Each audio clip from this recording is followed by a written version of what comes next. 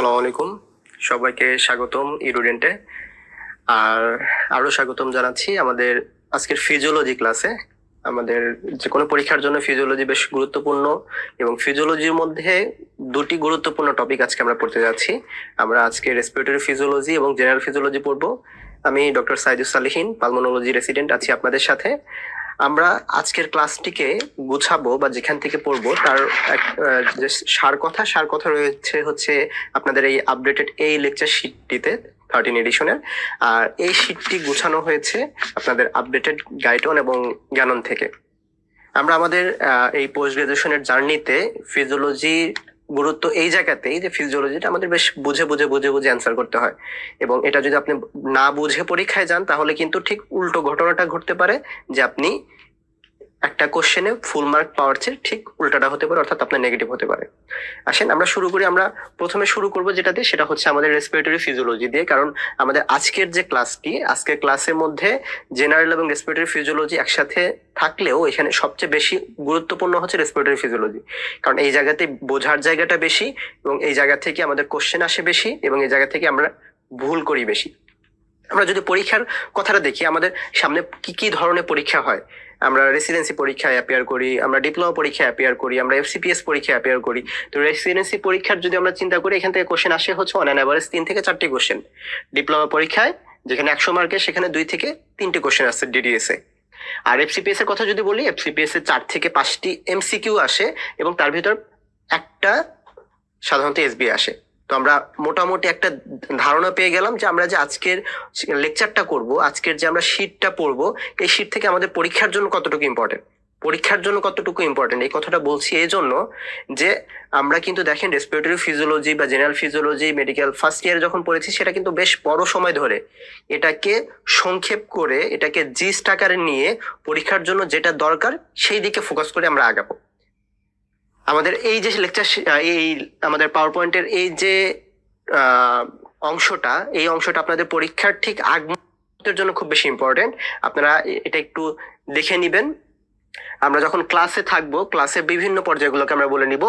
যে প্রথম অংশটুকু হচ্ছে আমাদের ইনফিনিটি স্টার, দেন পরের অংশটুকু ট্রিপল স্টার, এর পরের অংশটুকু হচ্ছে অন স্টার বা নাইস টু নো, এবং ওইগুলো কিছু কিছু সময় দেখা যায় অন স্টার থেকেও কিছু কোশ্চেন চলে আসে, দেন এটা ট্রিপল স্টার হয়ে যায়। এটা এক এক বছরে এক এক রকম হয়, এক এক বছরে এটা সফল হয়।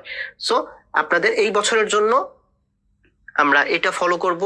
এবং তার চেয়ে বড় কথা হচ্ছে, আমরা যখন ক্লাসে ঢুকবো, শুরুতে এটা আমরা ভুলে যাব।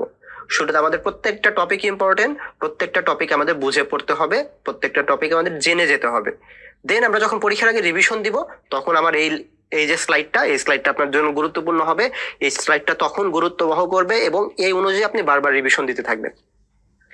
এরপরে দেখেন, আমাদের যেহেতু বললাম যে এখান থেকে এসবিএ আসে এফসিপিএস পরীক্ষায়, এবং রেসিডেন্সি বা ডিপ্লোমা পরীক্ষাতে যেহেতু এখন এসবিএ আসছে, সো এই জায়গাটা আমাদের একটু খেয়াল করার বিষয়, যে যদি আমাদের রেসপিরেটরি ফিজিওলজি এবং জেনারেল ফিজিওলজি থেকে এসবিএ আসে, সেই এসবিএটা কিভাবে আসবে, এটা ক্রোনোলজি অনুযায়ী দেওয়া। যে যদি একটা এসবিএ কোশ্চেন করে, সেটা আসতে পারে আমাদের অবস্ট্রাকটিভ এয়ারওয়ে ডিজিজ থেকে। দেন যদি অবস্ট্রাকটিভ এয়ারওয়ে ডিজিজ থেকে না আসে, রেসপিরেটরি ফেলিওর থেকে আসতে পারে, রেগুলেশন অফ রেসপিরেশন থেকে আসতে পারে, হাইপোক্সিয়া, কার্বন ডাইঅক্সাইড ট্রান্সপোর্ট, সব জায়গা থেকে আসতে পারে। আর যদি আমাদের কোশ্চেনটা করে জেনারেল ফিজিওলজি থেকে, কোশ্চেন দিতে পারে মাসল ফিজিওলজি থেকে, এসবিএ দিতে পারে। সো এসবিএ এর জন্য ক্রোনোলজি হচ্ছে এটা। আমরা এসবিএ কিভাবে পড়বো, এসবিএ আমরা একসাথেই পড়বো, এমসিকিউ এসবিএ একসাথে। ক্লাসের মাঝে মাঝে আমরা বুঝে যাবো যে এসবিএ এর জন্য আসলে কিভাবে আগাতে হয়। আসেন আমরা একটু প্রিভিয়াস কোশ্চেন যদি দেখার চেষ্টা করি, তাহলে আমাদের একটা ভালো ধারণা হবে যে এতক্ষণ যে কথাগুলো বললাম, বা যেগুলোকে আমরা triple star, infinity star, one star হিসাবে সাজালাম, ওখান থেকে আসলে কেমন কি কোশ্চেন আসে। দেখেন এইবার লাস্ট রেসিডেন্সি কোশ্চেন যদি দেখি, এখানে কোশ্চেন এসেছে forced inspiration is accomplished by the contraction of, অর্থাৎ রেসপিরেশনের মাসল যেটা, সেখান থেকে কোশ্চেন এসেছে, যেটা আমাদের একটা গুরুত্বপূর্ণ টপিক ছিল। Then alveolar ventilation perfusion ratio, ventilation কি পারফিউশন কি, ওখান থেকে আসা কোশ্চেন, এটা আমাদের পরীক্ষার জন্য গুরুত্বপূর্ণ জায়গা। Hypoxia may be present in, hypoxia কোথায় কোথায় থাকে, এখান থেকে পরীক্ষা কোশ্চেন এসেছে। এয়ারওয়ে রেজিস্ট্যান্স থেকে পরীক্ষা কোশ্চেন এসেছে, অর্থাৎ এটাও আমাদের একটা পরীক্ষার ইম্পর্টেন্ট একটা topic. Pulse oximeter can record, pulse oximeter থেকে পরীক্ষায় এর আগে এসেছিল কোভিডের সময় একবার, দেখেন কোভিডের পরে এবার কিন্তু আবার দ্বিতীয়বার পরীক্ষার কোশ্চেন চলে আসলো। সো এটাও পরীক্ষার জন্য ইম্পর্টেন্ট। তার আগের কোশ্চেনগুলো যদি দেখি, দেখেন লাংয়ের অ্যাপেক্স বেস রিলেশন, আমরা যেটা ক্লাসের সামনের দিকে পড়তে যাবো, এখান থেকে পরীক্ষা কোশ্চেন এসেছে। রেসপিরেটরি ফেইলর, এটা পরীক্ষার জন্য খুব খুব ইম্পর্টেন্ট, এখান থেকে পরীক্ষা কোশ্চেন এসেছে। Decrease arterial partial pressure of oxygen is a consequence of, অর্থাৎ হাইপোক্সিয়া থেকে আসা কোশ্চেন বা হাইপোক্সিয়া থেকে আসা কোশ্চেন, যেটা আমরা হাইপোক্সিয়া যখন পড়ি তখন দেখবো, সেখান থেকে আসা কোশ্চেন, এটাও পরীক্ষার জন্য ইম্পর্টেন্ট জায়গা। ইনক্রিজ পালমোনারি ভাস্কুলার রেজিস্ট্যান্স, এটা পরীক্ষায় একবার মাত্র এসেছে, এটাও আমরা দেখব। অক্সিজেন হিমোগ্লোবিন ডিসোসিয়েশন কার পরীক্ষার জন্য বেশ ইম্পর্টেন্ট, এখান থেকে এফসিপিএস পরীক্ষায় প্রায় কোশ্চেন আসে, রেসিডেন্সি পরীক্ষাতেও প্রায় কোশ্চেন আসে, সো এটা পরীক্ষার জন্য ইম্পর্টেন্ট, এখান থেকে এসেছে। বিসিপিএস এর কিছু সল্লি কোশ্চেন যদি দেখি, দেখেন অক্সিজেন হিমোগ্লোবিন ডিসোসিয়েশন কার থেকে পরীক্ষায় এসেছে question. Defence mechanism of lung collapse থেকে পরীক্ষায় কোশ্চেন এসেছে। Changes during different phase of respiration, অর্থাৎ মেকানিক্স অফ রেসপিরেশন থেকে পরীক্ষা কোশ্চেন এসেছে, এটা আমরা আমাদের আলোচনায় দেখব। কন্ট্রোল অফ ব্রিদিং থেকে পরীক্ষা কোশ্চেন এসেছে, অর্থাৎ রেগুলেশন অফ ব্রিদিং যেটা, সেই অংশ থেকে পরীক্ষা কোশ্চেন এসেছে। রেসপিরেটরি ফাংশন টেস্ট থেকে পরীক্ষা কোশ্চেন আসে, যেটা আমরা ক্লাসের মাঝে দেখব। সায়েন্স স্ট্রোক ব্রিদিং থেকে পরীক্ষায় 2-3 বার কোশ্চেন এসেছে, লাস্ট 2022-এও কোশ্চেন এসেছে, সো এটা আমরা আমরা ক্লাসে দেখব। এরপরে দেখেন একটা কোশ্চেন এসেছে আমাদের অ্যাসিডোসিস অ্যালকালোসিস থেকে, এটাও আমাদের পরীক্ষার জন্য দরকার, আমাদের রেসপিরেটরি ফিজিওলজির সাথে কিছুটা রিলেটেড, সো এটাও আমরা আজকে ক্লাসে দেখব। আমরা অনেকগুলো কোশ্চেন দেখলাম, অনেকগুলো কোশ্চেন দেখা মানে হচ্ছে আপনার মাথার ভিতরে বেশ কিছু ইনপুট ঢুকে গেল, যে ঠিক আছে এই সব জায়গা থেকে পরীক্ষা কোশ্চেন আসে, তাহলে এই সব জায়গাকে ফোকাস করে আমার পড়াশোনাটা আগানো দরকার। এখন আসেন আমরা শুরু করব কিভাবে। আমরা শুরু কিন্তু কোশ্চেন ওয়াইজ করবো না, আমরা শুরু করব হচ্ছে একদম বেসিক লেভেল থেকে। এখন দেখেন যে কোনো ফিজিওলজি যদি আমরা পড়তে যাই, যে কোনো ফিজিওলজি পড়তে গেলে কিন্তু আমাদের সেটা অ্যানাটমি জেনে আগাইতে হয়। তাহলে অ্যানাটমির কথা যখন আসছে, আপনার স্মৃতি চলে যাচ্ছে এখন মেডিকেল ফার্স্ট ইয়ারে, যখন আপনাকে হাতে একটা লাং দেওয়া হলো এবং বললো যে এটা কি রাইট লাং নাকি লেফট লাং, আপনি বলেন তো দেখি কিভাবে বলতেন। আমরা বলতাম যে এই যদি একটা লাং হয়, সেটাকে যদি আমি একটা ফিশার দ্বারা ভাগ করি, একটা ফিশার দ্বারা ভাগ করা মানে কি 2টা লোব, যদি 2টা ফিশার দ্বারা ভাগ করি তার মানে হচ্ছে 3টা লোব। যার 2টা ফিশার 3টা লোব থাকে সে হচ্ছে রাইট লাং, যার একটা ফিশার 2টা লোব থাকে সে হচ্ছে লেফট লাং। এই যে দেখেন লেফট লাং, তার হচ্ছে একটা ফিশার এবং 2টা লোব। তাহলে এটা জানার দরকার কি। আবার দেখেন এটাকে, এই যে লোবগুলা, রাইটের 3টা lobe, upper lobe, middle lobe and lower lobe, এটাকে আবার ছোট ছোট বেশ কিছু খণ্ডে ভাগ করেছে, ছোট ছোট বেশ কিছু খণ্ডে ভাগ করা। খণ্ডকে আমরা ইংরেজিতে কি বলি, সেগমেন্ট। তাহলে যেহেতু এটা লাং এর অংশ, লাং এর খণ্ড, তাহলে এটাকে আমরা কি বলবো, ব্রঙ্কো পালমোনারি সেগমেন্ট। তাহলে ব্রঙ্কো পালমোনারি সেগমেন্ট, পরীক্ষার জন্য এই ব্রঙ্কো পালমোনারি সেগমেন্টটা দরকার। আমাদের শীটের 29 নম্বর পেজে ব্রঙ্কো পালমোনারি সেগমেন্টের ইম্পর্টেন্সের কথা বলা আছে। আমরা চলে যাব শীটের 29 নম্বর পেজে, এবং ব্রঙ্কো পালমোনারি সেগমেন্ট থেকে আমরা কয়েকটা জিনিস শিখবো। একটা কথা যদি আমরা শিখতে চাই, সেটা কি, সেটা হচ্ছে যে which part of the lung is most prawn to develop infection. Which part of lung is most prawn to develop infection, যেটা আমাদের ব্রঙ্কোপালমোনারি সেগমেন্টের 2 নাম্বার লাইনে বলা আছে। দেখেন এখানে বলা আছে কমন সাইট অফ ইনফেকশন কোথায়, apical segment of lower lobe. Apical segment of lower lobe যেটা, এটা হচ্ছে কমন সাইট অফ ইনফেকশন। এটা যেহেতু দেখেন এটা বলেছে কমন সাইট অফ ইনফেকশন, দিয়ে একটা কথাই বলা, তার মানে এটা আপনার এসবিএ তে আসতে পারে। এসবিএ তে কিভাবে দিতে পারে, এসবিএ তে বলতে পারে যে একটা পেশেন্ট, সে বেড রিডেন পেশেন্ট, তার হয়তো কোনো স্ট্রোক হয়েছে, অথবা তার হয়তো আপনি কোনো মেজর সার্জারি করেছেন, তার জন্য সে বেড রিডেন, তাকে এনজি ফিডিং দেওয়ানো হচ্ছে। এখন এই যে এনজি ফিডিং দেওয়াচ্ছেন, দেওয়ানোর পরে হয়তো 2 সপ্তাহ পরে পেশেন্ট আপনার কাছে আসলো, বললো যে জ্বর, কাশি, শ্বাসকষ্ট এগুলো নিয়ে আসে। তার মানে আপনি বুঝতেছেন যে জ্বর, কাশি, শ্বাসকষ্টের সাথে কি রিলেটেড, নিউমোনিয়া রিলেটেড। তাকে এনজি ফিডিং দেওয়া হচ্ছে, তারপর থেকে নিউমোনিয়া মানে অ্যাসপিরেশন নিউমোনিয়া। এতগুলো কথা বলে আপনাকে বলবে which part of the lung is most prawn to develop infection. উত্তর কি, জি, উত্তর আপনার এটা, যে apical segment of lower lobe. এছাড়া আরেকটা কথা আমরা জানি যে আমাদের বিভিন্ন যে ডিজিজ গুলা, এই ডিজিজ গুলো হচ্ছে এক একটা লোবে কনফাইন্ড অবস্থায় থাকে। বিভিন্ন ডিজিজ এক একটা লোবে কনফাইন্ড অবস্থায় থাকে, এক্সেপ্ট 2টা, যাদের ধর্ম হচ্ছে ছড়িয়ে যাওয়া, যেমন ম্যালিগনেন্সি। ম্যালিগনেন্সির ধর্ম হচ্ছে ছড়িয়ে যাওয়া। তাহলে যে কোনো ম্যালিগনেন্সি এবং টিউবারকুলোসিস, এই 2টা ছাড়া অন্য অন্য ক্ষেত্রে ডিজিজ গুলো ব্রঙ্কোপালমোনারি সেগমেন্টে কনফাইন্ড অবস্থায় থাকে। তাহলে দেখেন এই 2টা আমরা ইম্পর্টেন্ট দিয়ে পড়বো, বিশেষ করে ভালো করে গুরুত্ব দিয়ে, এবং 2টা স্টার দ্বারা পড়বো হচ্ছে 2 নাম্বার লাইনটা। যে কমন সাইট অফ ইনফেকশন কি, apical segment of lower lobe. এছাড়া 3 নাম্বার কথা দেখেন, একটা কথা বলেছে যে পোস্চুরাল ড্রেনেজের জন্য ব্রঙ্কোপালমোনারি সেগমেন্টের নলেজ দরকার হয়। এটা যখন পড়লাম আমাদের আরেকটা জিনিস মাথায় নেওয়া দরকার, যে আমরা যখনই অ্যানাটমি পড়ি, যখনই ফিজিওলজি পড়ি, এটার সাথে যদি ক্লিনিক্যাল কোনো কিছু রিলেটেড থাকে আমরা একটু কোরিলেট করার চেষ্টা করব। কারণ রিসেন্ট রেসিডেন্সির কোশ্চেন যদি দেখেন, রিসেন্ট FCPS এর কোশ্চেন যদি দেখেন, দেখবেন যে আপনার পিওর বেসিক থেকে যে আসা কোশ্চেনগুলো, অর্থাৎ অ্যানাটমি বা ফিজিওলজি থেকে আসা কোশ্চেনগুলো, এটার 5টা স্টেমের মধ্যে 3টা স্টেম যদি পিওর অ্যানাটমি বা ফিজিওলজিও হয়, বাকি 1টা বা 2টা কিন্তু ক্লিনিক্যাল থেকে দিয়ে দিচ্ছে। তো কারোর সাথে যদি ক্লিনিক্যালে কোনো কোরিলেশন থাকে আমরা সাথে একটু ওটা পড়ে নিব। তাহলে দেখেন এই যে পোস্চুরাল ড্রেনেজ আমাদের মাথায় আসতে পারে যে পোস্চুরাল ড্রেনেজ এটা আসলে কোথায় দরকার পড়ে, কোথায় দরকার পড়ে, ব্রঙ্কিয়াকটিসিসে দরকার পড়ে, লাং অ্যাবসেসে দরকার পড়ে, এইসব ক্ষেত্রে পোস্চুরাল ড্রেনেজ দরকার পড়ে। এছাড়া ব্রঙ্কোস্কোপি, ব্রঙ্কোগ্রাম, সার্জারি করতেও আমাদের এই ব্রঙ্কোপালমোনারি সেগমেন্টের নলেজ দরকার পড়ে। এখান থেকে কি পরীক্ষা কোশ্চেন এসেছে? দেখেন পরীক্ষা একবার কোশ্চেন এসেছে, কোশ্চেনটা এরকম বলেছে, একটা 60 বছরের মেল আপনার কাছে অ্যাডমিট হয়েছে হসপিটালে, তার হিস্ট্রি ছিল হচ্ছে 2 বছর আগে একটা স্ট্রোকের। আমরা বলেছিলাম যে সে বেড রিডেন হতে পারে, একটা স্ট্রোকের হিস্ট্রি থাকতে পারে, অ্যান্ড তারপরে স্ট্রোকের পরে সে bed ridden, now he has develop pulmonary infection, সরাসরি পালমোনারি ইনফেকশন ডেভেলপ করেছে এটাও বলতে পারে, অথবা আপনাকে সাইন সিমটম গুলো দিয়ে দিতে পারে। দেন বললো কি, which bronchopulmonary segment is mostly affected. উত্তর কি? দেখেন আমরা জাস্ট একটা ছোট্ট ইনফরমেশন জেনেছি, ছোট্ট একটা ইনফরমেশন থেকে আমরা 2টা মার্ক পেয়ে গেলাম। সেটা কি? Apical segment of lower lobe. এই যে আমাদের লোয়ার লোবটা আছে, লোয়ার লোবের যে এপিক্যাল সেগমেন্ট, এইটাই হচ্ছে আমাদের most born to develop infection. তাহলে আমাদের এই 29 নাম্বার পেজ থেকে আমরা যদি একটা ইনফরমেশন মাথায় নিতে চাই, সেটা কি নিব? যে লাংয়ের কোন অংশটুকু সহজেই ভালনারেবল হয় ইনফেকশনের জন্য, সেটা হচ্ছে apical segment of lower lobe. এইখান থেকে আরেকটা জিনিস আমাদের পরীক্ষা আসতে পারে যে রাইট এবং লেফট লাংয়ের মধ্যে কোন লাংয়ে ইনফেকশন বেশি হয়? উত্তর হচ্ছে রাইট লাংয়ে, কারণ এটা মোস্ট ভার্টিক্যাল, এবং এখানে যে কোনো বাইরে থেকে কোনো ফরেন বডি যদি আসে সবার আগে চলে যায় হচ্ছে রাইট লাংয়ে। সো আমরা এই 2টা ইনফরমেশন এখান থেকে শিখলেই হবে ব্রঙ্কোপালমোনারি সেগমেন্টে, যে আমাদের রাইট এবং লেফট লাংয়ের মধ্যে যে কোনো ফরেন বডি আসে যদি, সেটা সবার প্রথমে কোন লাংয়ে যাবে বা কোন লাংটাকে ইনফেকশন করবে, উত্তর হচ্ছে কি?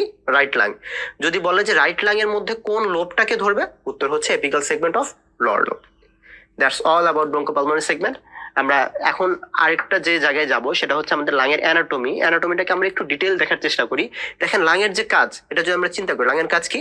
লাংয়ের কাজ হচ্ছে অক্সিজেন কার্বন ডাইঅক্সাইড আদান প্রদান করা। এই যে অক্সিজেন কার্বন ডাইঅক্সাইড আদান প্রদান করবে, এটা আসলে শুরু হচ্ছে কোথা থেকে? নোজ থেকে। আপনি শ্বাস নিচ্ছেন, শ্বাস বের করতেছেন, তাহলে নোজ থেকে শুরু করে, দেখেন নোজ থেকে শুরু করে আলটিমেটলি ন্যাজোফেরিংস হয়ে, এপিগ্লোটিস হয়ে, ল্যারিংস হয়ে, ট্রাকিয়া হয়ে বাতাসটা আসতেছে। এসে দেখেন এই যে রাইট লাংয়ে 3টা বড় বড় খণ্ডে ভাগ হলো, লেফট লাংয়ে 2টা বড় বড় খণ্ডে ভাগ হলো। আমরা কি বলেছিলাম? রাইট লাংয়ে 3টা লোব, লেফট লাংয়ে 2টা লোব। এই যে বড় বড় খণ্ডে ভাগ হলো, প্রথম যে খণ্ডটা সেটাকে বলা হয় প্রিন্সিপাল ব্রঙ্কাস। প্রিন্সিপাল ব্রঙ্কাস, এই প্রিন্সিপাল ব্রঙ্কাসটা আবার ধীরে ধীরে আরো ছোট ছোট ছোট ছোট ভাগে ভাগ হবে। সেই যে ভাগগুলো হলো, ভাগ হতে হতে ব্রঙ্কাসের পরবর্তী ধাপটা যেটা হবে সেটা হচ্ছে ব্রঙ্কিউল, এবং ব্রঙ্কিউলটা আলটিমেটলি ভাগ হতে হতে সবার শেষে দেখেন যেটা তৈরি করলো সেটাকে বলা হয় হচ্ছে অ্যালভিওলার স্যাক, যার ভিতরে থাকে অ্যালভিওলাস, যার ভিতরে মেইনলি অক্সিজেন কার্বন ডাইঅক্সাইড আদান প্রদানটা হয়। সো এই যে অ্যালভিওলাসটাকে বলা হয় লাংয়ের ফাংশনাল ইউনিট। যদি বলে যে আমাদের রেসপিরেশনের বা আমাদের লাংয়ের ফাংশনাল ইউনিটকে, উত্তর হচ্ছে আমাদের অ্যালভিওলাই। যেমন যদি বলি যে আমাদের ব্রেইনের ফাংশনাল ইউনিট কি, আমরা বলি হচ্ছে নিউরন। কিডনির ফাংশনাল ইউনিট কি, আমরা বলি নেফ্রন। ঠিক একইভাবে যদি বলা হয় লাংয়ের ফাংশনাল ইউনিট কি, উত্তর হচ্ছে অ্যালভিওলাস। এখন আমরা আমাদের শীটের 30 নাম্বার পেজে যাব, এবং এখানে আমাদের লাংয়ের আমরা কিছু অ্যানাটমি জানলাম। এখন লাং আসলে কাজ করে কি, কিছু ফাংশন জানার চেষ্টা করি। একটা ফাংশন আমরা সবাই জানি, আশা করি এখান থেকে কোশ্চেন আসলে আমরা যে কেউ এই 1 মার্ক বোনাস পাবো। সেটা হচ্ছে যে লাংয়ের মেইন কাজ কি। লাংয়ের মেইন কাজ কি আমরা জানি, গ্যাসিয়াস এক্সচেঞ্জ করা, অক্সিজেন কার্বন ডাইঅক্সাইড আদান প্রদান করা। সো এইটা নিয়ে আমাদের কারো কোনো কনফিউশন নাই, এখান থেকে কোশ্চেন আসলে আমরা ইজিলি পারবো। পরের যে অংশটুকু, এটা একটু আমাদের দেখতে হয় নন রেসপিরেটরি ফাংশন অফ লাং। এখানে প্রথমে যে ফাংশনটা দেখতে হয় সেটা হচ্ছে কিছু মেটাবলিক ফাংশন আছে। দেখেন আমাদের পুরো শরীরের যত ব্লাড, এটা কিন্তু আলটিমেটলি হার্ট হয়ে আমাদের লাংয়ে আসে। সো আপনি যদি বেড রিডেন হন, আপনি যদি প্রলং ইমোবিলাইজড অবস্থায় যদি থাকেন, তাহলে কিন্তু আপনার এখানে কিছু এমবোলিজমা হতে পারে, এবং আলটিমেটলি সেটা যখন লাংয়ে আসবে, লাংয়ের ছোট ছোট ভেসেলের ভিতর দিয়ে যখন যাবে, তখন কিন্তু ক্লট ফর্ম করতে পারে। এই ক্লটটা যেন না হয় তার জন্য লাংয়ের ভিতরে ফিব্রিনোলাইটিক সিস্টেম থাকে, পালমোনারি ভেসেলে ফিব্রিনোলাইটিক সিস্টেম থাকে, যেন তারা এই ছোট ছোট ক্লটগুলোকে লাইসিস করে দিতে পারে। মেটাবলিক ফাংশনে যা আছে তার ভিতরে আমার সবচেয়ে গুরুত্বপূর্ণ পয়েন্ট হচ্ছে এটা। এরপরে দেখেন একটা আছে এন্ডোক্রাইন ফাংশন। এন্ডোক্রাইন ফাংশন যখন আমরা পড়বো তখন আমাদের কয়েকটা জিনিস একটু আমরা চিন্তা ভাবনা করি, যে আমরা একটা ড্রাগের নাম জানি,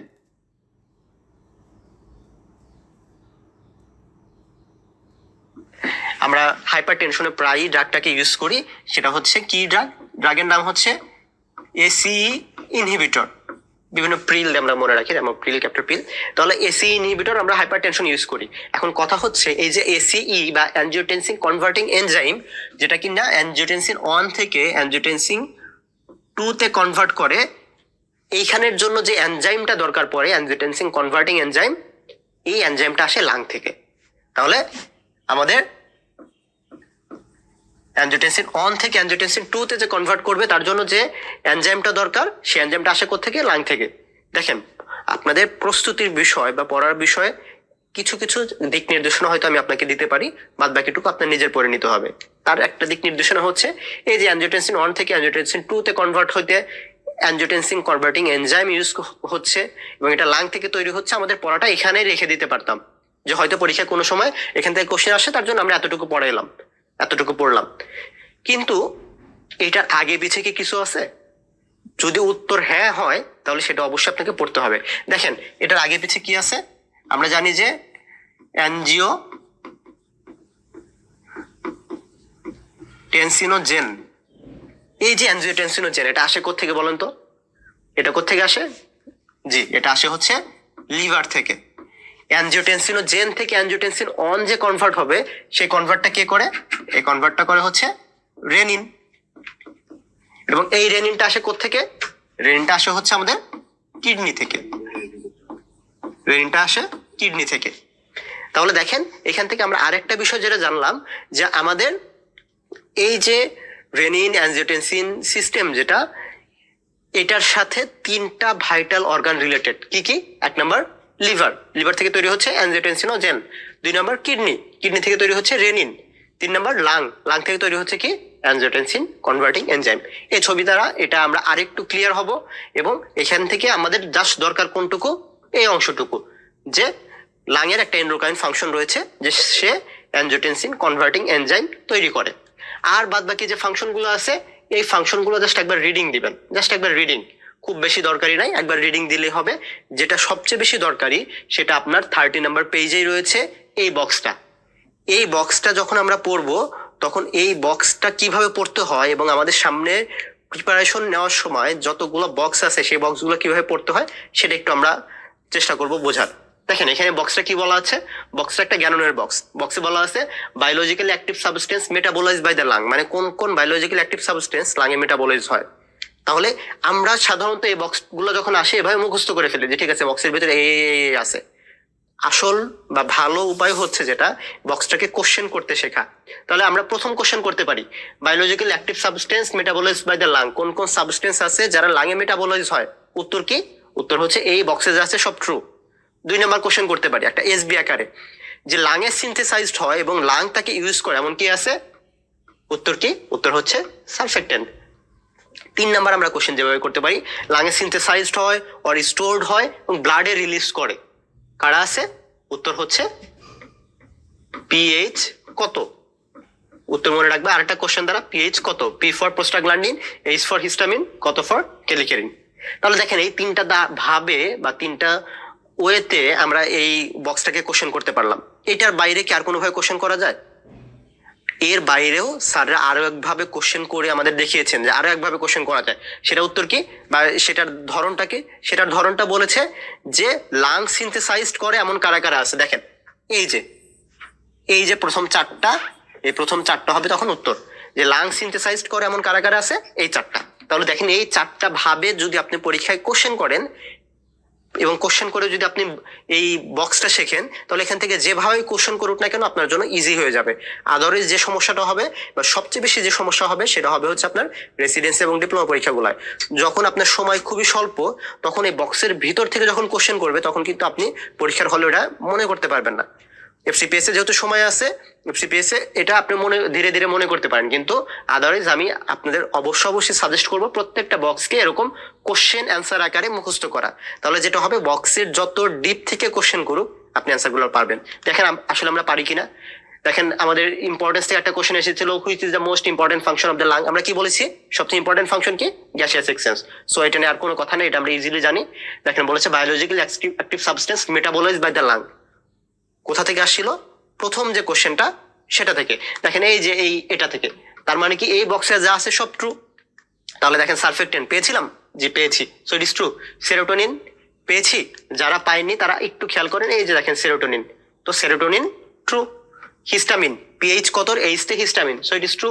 ভিআইপি কে আমরা পাইনি, সো ভিআইপি ফলস। ব্র্যাডিকাইনিন পেয়েছি, সো ব্র্যাডিকাইনিন ট্রু। সো দেখেন জাস্ট একটা বক্সকে কয়েকটা ভাবে কোশ্চেন করে আমরা ইজিলি এটার অ্যান্সার পেয়ে গেলাম। আর একটা যে কথাটা বলেছিলাম, biological active substance produce in the lung, 4 number কথাটা, অর্থাৎ প্রথম 4টা যা আছে প্রথম 4টা হবে ট্রু।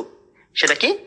দেখেন লাঙে কি কি প্রডিউস হয়, সেক্ষেত্রে পিএইচ কত এবং সারফেক্টেন্ট। তাহলে প্রোস্টাগ্ল্যান্ডিন, সারফেক্টেন্ট এবং হিস্টামিন, এই 3টা ট্রু হবে, বাদ বাকিগুলো ফলস হবে। আপনি যদি ওইভাবে এইভাবে যদি আপনি মুখস্থ না করতেন যে লাঙে সিনথেসাইজ বা প্রডিউস হয় 4টা, তাহলে কিন্তু আপনার এই জায়গায় অ্যান্সার করা টাফ হয়ে যেত। আপনার মনে হবে যে সেরোটোনিন, অ্যাঞ্জিওটেনসিন 2, এই জিনিসগুলো তো আমি বক্সে পড়েছিলাম, তাহলে তো এগুলো মনে হয় ট্রু হওয়ার কথা। আপনি কিন্তু সব ট্রু দাগে আসবেন। কিন্তু যদি আপনি একটু টেকনিক্যাল ওয়েতে পড়েন, তাহলে এইখান থেকে 1-এ 1 পাওয়া বা এফসিপিএস 2-এ 2 পাওয়া কিন্তু আপনার জন্য খুবই সহজ। পোস্ট গ্রাজুয়েশন পরীক্ষায় একটা জিনিস মাথায় রাখবেন, যেটা আপনার জানা জায়গা থেকে আসে ওটা ফুল মার্ক উঠাইতে হবে। এই কোশ্চেনটা যদি এফসিপিএস এর জানা জায়গা থেকে আসে, আপনার এটা ফুল মার্ক উঠাইতে হবে। এখানে যে এই যে দুইটা স্টেমের জন্য যে আপনার 0.4 কাটা যাবে, আল্লাহ না করুক, এমনও অনেককে দেখা যায় এই 0.4, 0.6 বা 1 মার্কের জন্য এফসিপিএস এর চান্স হচ্ছে না। তো আপনারা সেই ধাপে না যান, প্রত্যেকটা জিনিস আমরা গুরুত্বের সহিত পড়বো, প্রত্যেকটা জিনিস আমরা কিভাবে আরো ভালো করা যায় সেই দিকে আমাদের ফোকাস থাকবে। আমাদের এতক্ষণ যা আমরা দেখলাম অ্যানাটমির বেশ কিছু অংশ দেখলাম, এখন আমরা অ্যানাটমির আরো কিছু অংশ পড়বো, যেটা আমরা কিছুটা হিস্টোলজির সাথে পড়ে থাকি। এই ছবিটা ডেভিডসন থেকে নেওয়া। এই ছবি থেকে আপনাদের সব সময় পরীক্ষায় কোশ্চেন আসে কোনো না কোনো ভাবে, এবং আমরা যদি বেসিক বুঝতে চাইলে পরীক্ষার এই ছবিটা দরকার। এই ছবিটার বেসিস আমরা যদি দেখি, যে আমরা শুরুতে এই ছবিটা দেখেন, আমরা যে এখানে যে ভাগ করেছিলাম অ্যানাটমিটা যখন দেখেছিলাম, এখানে ট্রাকিয়াটা যখন এসে ভাগ হওয়ার পরে প্রথমে 3টা প্রিন্সিপাল ব্রঙ্কাস, দেন সেকেন্ডারি, প্রথমে 3টা হচ্ছে প্রাইমারি ব্রঙ্কাস বা যেটাকে প্রিন্সিপাল ব্রঙ্কাস বলা হয়, then secondary, tertiary, then bronchiole, terminal bronchiole, ultimately alveoli. অর্থাৎ আমরা দেখতে পাচ্ছি যে এটা হচ্ছে সাবসিডিং, ধীরে ধীরে ভাগ হচ্ছে। অনেকটা আপনি ধরতে গেলে এরকম একটা কলমের মতো, যে শুরুর দিকের যে অংশটা, শুরুর দিকের এই যে পাইপের শুরুর অংশটুকু মোটা, ধীরে ধীরে যত সামনের দিকে যাচ্ছে তখন এটা চিকন হয়ে যাচ্ছে। এই ট্র্যাকটা যদি আমরা দেখি, এখানে ব্রঙ্কাস থেকে শুরু করে আলটিমেটলি অ্যালভিওলাই।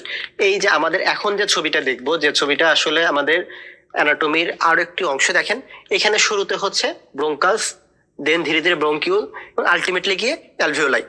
এখান থেকে আমাদের যা শিখতে হয় সেটা হচ্ছে ব্রঙ্কাস এবং ব্রঙ্কিউলের পার্থক্য। ব্রঙ্কাস এবং ব্রঙ্কিউলের পার্থক্য আমাদের পরীক্ষার জন্য কিছুটা দরকার। আমরা এখানে 3টা কথা দ্বারা শিখবো। কথাগুলো এরকম, শীটের যে কোনো এক জায়গায় লিখে রাখেন। এটা আপনাদের শীটের 31 নম্বর পেজে আমরা আসি। এখানে লিখবেন হচ্ছে 3টা কথা। 1 নম্বর লেখেন হচ্ছে কার্টিলেজ, 2 নম্বর লেখেন হচ্ছে গ্ল্যান্ড, 3 নম্বর লেখেন হচ্ছে গবলেট সেল।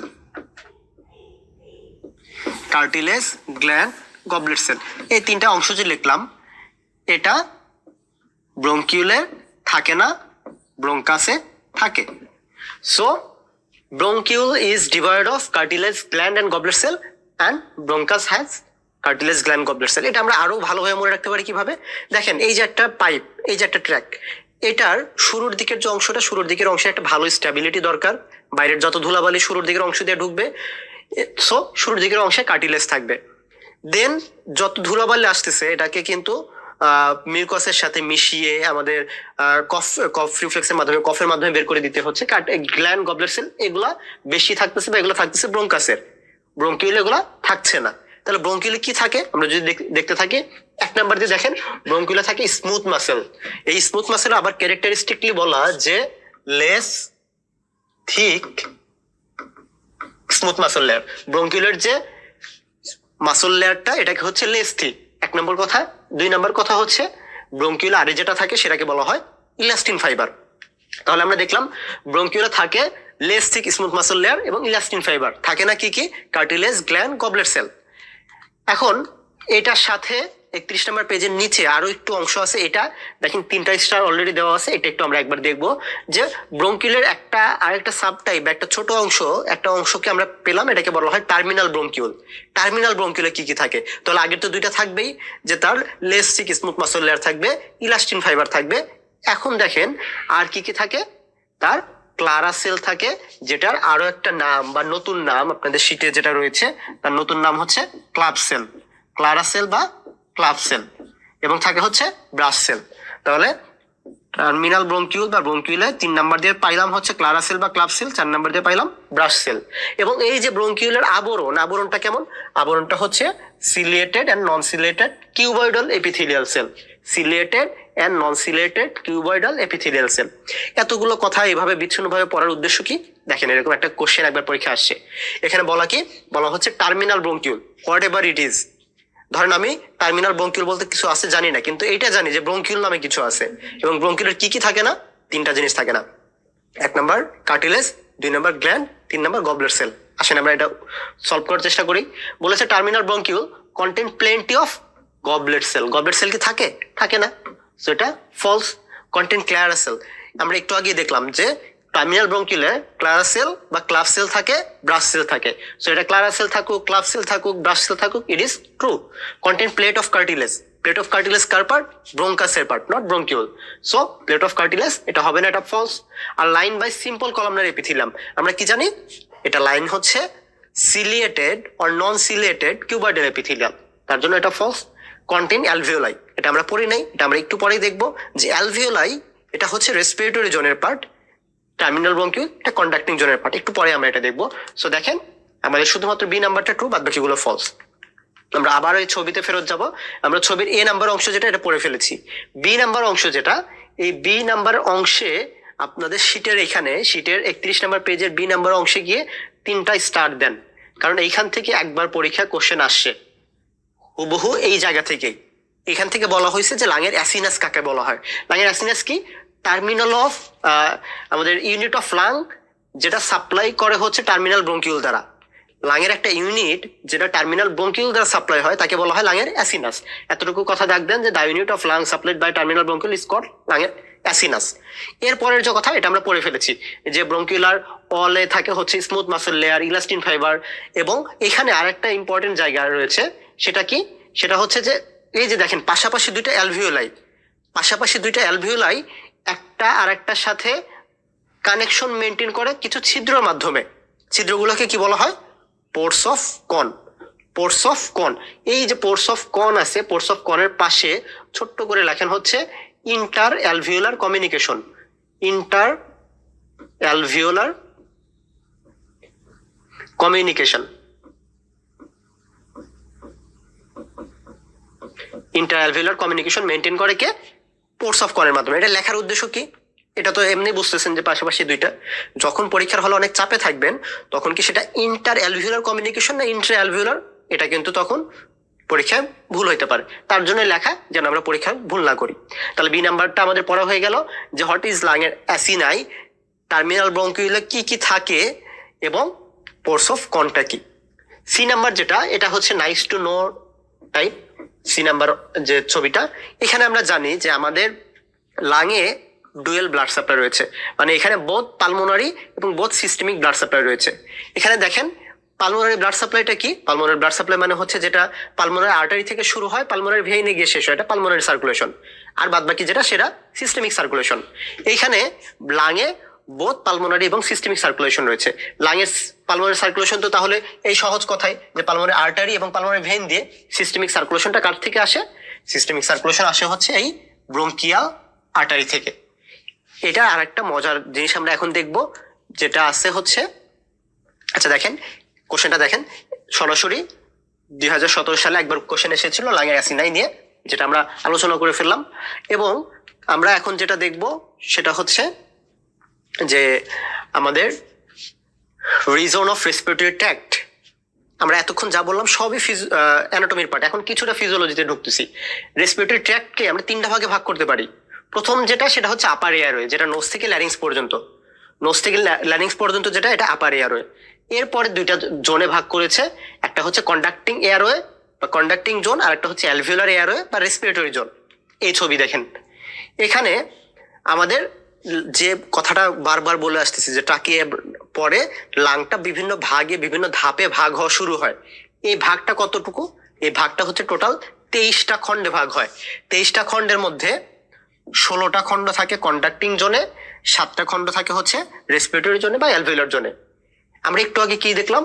একটু আগে দেখেছি হচ্ছে লাংয়ের 2 ধরনের ব্লাড সাপ্লাই, একটা পালমোনারি, একটা হচ্ছে সিস্টেমিক। এই যে কন্ডাক্টিং জোন, কন্ডাক্টিং জোনের যে ব্লাড সাপ্লাই, এটা হচ্ছে systemic blood supply. Respiratory zone যেখানে 7টা ভাগ থাকে, এর ব্লাড সাপ্লাই হচ্ছে পালমোনারি ব্লাড সাপ্লাই। পরীক্ষা কিভাবে কোশ্চেন আসে? পরীক্ষা কোশ্চেন আসে নিচের কোন অংশটুকু টার্মিনাল জোনের, আমাদের কন্ডাক্টিং জোনের পার্ট, নিচের কোন অংশটুকু রেসপিরেটরি জোনের পার্ট। তো পরীক্ষা আমাদের পারতে হবে। কিভাবে মনে রাখবো? মনে রাখবেন টার্মিনেশন। টার্মিনেশন মানে কি? শেষ হয়ে যা। সো টার্মিনাল ব্রঙ্কিউলে এসে কন্ডাক্টিং জোন শেষ হয়ে গেছে। তাহলে দেখেন টার্মিনাল ব্রঙ্কিউলে এসে কন্ডাক্টিং জোন শেষ হয়ে গেছে, তারপরের যে অংশটা, তার পরের অংশ থেকে শুরু হবে রেসপিরেটরি জোন বা ফাংশনাল জোন, যার ভিতর থাকে রেসপিরেটরি ব্রঙ্কিউল, থাকে alveolar duct, alveolar sac, alveoli, এই অংশটুকু। এই অংশটুকুতেই আমাদের অক্সিজেন কার্বন ডাইঅক্সাইডের আদান প্রদান হয়, মানে অ্যাক্টিভলি পার্টিসিপেট করে। বাদ বাকি যে অংশটুকু, এই অংশটুকু শুধু কন্ডাকশনে হেল্প করে। এখানে কোনো অক্সিজেন কার্বন ডাইঅক্সাইডের ডিরেক্ট পার্টিসিপেশন, এক্সচেঞ্জের ডিরেক্ট পার্টিসিপেশন হয় না। এখন দেখেন এই ছবিটা আপনাদের শীটের ছবি থেকে একটু ভিন্ন, কিন্তু আমরা পড়ে ফেলেছি। দেখেন কিভাবে কার্টিলেজ এবং গবলেট সেল কার থাকে? কার্টিলেজ এবং গবলেট সেল থাকে হচ্ছে ব্রোঙ্কাসের পার্ট। আমরা বলেছিলাম কার্টিলেজ, গ্ল্যান্ড, গবলেট সেল ব্রোঙ্কাসের পার্ট। স্মুথ মাসেল লেয়ার একদম ব্রঙ্কিল পর্যন্ত আছে এবং বলা আছে যে টার্মিনাল ব্রঙ্কিলের দিকে এটা less thick smooth muscle layer থাকে। সিলিয়া অলমোস্ট অ্যালভিওলার ডাক্ট পর্যন্ত থাকে। তাহলে এখন কথা হলো এই যে অ্যালভিওলার ডাক্ট, তারপরে কি আছে? অ্যালভিওলাস। এখন আমরা ধরেন রাস্তায় বের হচ্ছি, রাস্তায় বের হলে অনেক ধুলাবালির সম্মুখীন আমরা হই। একটা কথা বলা হয় যে 2 মাইক্রোমিটার, 2 মাইক্রোমিটারের চেয়ে বড় পার্টিকেল যেগুলা, এই বড় পার্টিকেল গুলোকে হচ্ছে এই যে আমাদের সিলিয়া হচ্ছে অনেকটা ঝাড় দিয়ে বের করে দেয়। আমাদের মিউকোসিলারি প্রোটেকশন সিস্টেম যেটা, সে ঝাড় দিয়ে বের করে দিচ্ছে। তাহলে 2 মাইক্রোমিটারের চেয়ে ছোট যে পার্টিকেলগুলো, এই পার্টিকেলগুলো কি হবে? আলটিমেটলি অ্যালভিওলার ডাক্ট হয়ে অ্যালভিওলার স্যাক হয়ে এই অ্যালভিওলাসের ভিতর চলে আসবে। 2 মাইক্রোমিটারের চেয়ে ছোট যে পার্টিকেল সেগুলা। তাহলে আমরা রাস্তায় বের হইলে কিন্তু এই 2 মাইক্রোমিটারের চেয়ে ছোট পার্টিকেল দ্বারা আক্রান্ত হয়ে আমাদের 2 দিন পর পরে নিউমোনিয়া হওয়ার কথা ছিল। কিন্তু আমরা কেন নিউমোনিয়া আক্রান্ত হচ্ছি না? তার কথা বা তার উত্তর রয়েছে হচ্ছে এই বক্সটাতে।